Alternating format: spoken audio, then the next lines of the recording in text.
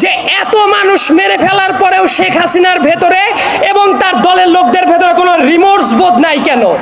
আমি বলি ওদের দলের ভেতরে রিমোর্স বোধ থাকা উচিত না। তার কারণ ফ্যাসিবাদ আওয়ামী লীগের ডিএনএ এর ভেতরে আছে। শেখ হাসিনা হঠাৎ করে 2024 সালে এসে স্বৈরাচারী হয়ে যায় নাই। 2011 সালে পঞ্চদশ সংশোধনী যেদিন করেছে ওই দিন থেকেই শেখ হাসিনা স্বৈরাচার ছিল।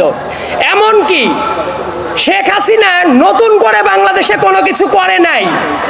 এই দেশের তরুণ প্রজন্মকে একটা জিনিস ভুলিয়ে দেওয়া হয় 72 থেকে শুরু করে 1975 সালের ইতিহাস। এবং খুবই স্পষ্ট ভাষায় বলতে গেলে এই বাংলাদেশের প্রথম স্বৈরাচার ছিল শেখ মুজিব। এই কথাটা বলতে অনেকে দ্বিধান্বিত হয়ে পড়ে এখনো। ভোট চুরি বাংলাদেশের শেখ হাসিনা প্রথম করে নাই। 1973 সালের 7 মার্চের ইলেকশনে ভোট চুরি হয়। গুম, খুন, প্রশাসনিক দৌরাত্ম্য, প্রশাসনিক লুটপাট, এই একটা কাজও শেখ হাসিনার হাত দিয়ে শুরু করা না। প্রত্যেকটা কাজ শেখ মুজিবের হাত দিয়ে শুরু করা এবং এটাকে শিল্পের পর্যায়ে নিয়ে গেছে শেখ হাসিনা। এই যে এত চেতনার কথা বলে, মুক্তিযুদ্ধের চেতনা, অমক চেতনা, তমক চেতনা, মুক্তিযোদ্ধাদের পরে কি শেখ হাসিনা সিম্প্যাথি দেখিয়েছে কখনো? কখনো দেখায় নাই। তার কারণ আপনাদের মনে থাকার কথা, এই ঢাকার মেয়র ছিল সাদেক হোসেন খোকা সাহেব, একজন গেরিলা যোদ্ধা যার রক্তের ওপর দিয়ে বাংলাদেশ স্বাধীন হয়েছে। সেই সাদেক হোসেন খোকাকে স্বাধীন বাংলাদেশে এসে মরার সুযোগ দেয় নাই ওই স্বৈরাচারী শেখ হাসিনা। তার আশেপাশে যত মানুষ থাকতো প্রত্যেকটা মানুষ লুটপাটের অংশীদার ছিল।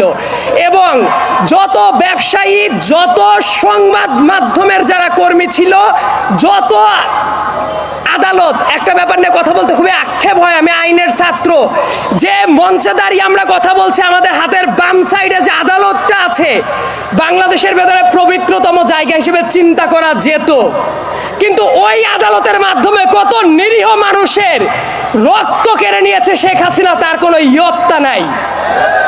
এবং বাংলাদেশে মাঝে মাঝে বলা হয় না যে এদের অবিচারের মাত্রাটা কেমন? আমার কাছে মনে হয় জার্মানির নাজি পার্টির চেয়েও ভয়ার্থভাবে আবির্ভূত হয়েছিল শেখ হাসিনা। এবং সামনের দিনে আমাদের একটা চ্যালেঞ্জ আছে যে জাতিগতভাবে আমরা ঐক্যটা ধরে রাখতে পারি কিনা। তবে এই জায়গায় এসে আমি একটা ব্যাপার সুনিশ্চিত, সামনে বাংলাদেশে এক থাকবেই। এই জায়গায় দাড়ি টুপিওয়ালা মানুষ আছেন, শার্ট প্যান্ট পরা মানুষ আছেন, নারী পুরুষ সবাই আছে, বাংলাদেশের পতাকাটাও আছে। এই ঐক্যটা ধরে রাখা দরকার। সবাই থাকবে এই বাংলাদেশে, সবাই রাজনীতি করতে পারবে। শুধুমাত্র শেখ হাসিনা এবং তার সাঙ্গপাঙ্গরা এই বাংলাদেশে আর পুনর্বাসিত হতে পারবে না। এই ব্যাপারটা নিশ্চিত করা আমাদের অত্যন্ত জরুরি।